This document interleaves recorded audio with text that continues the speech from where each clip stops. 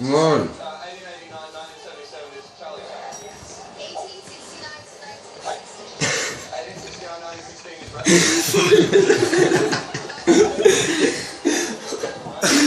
A cara já valeu a pena ter isto no YouTube.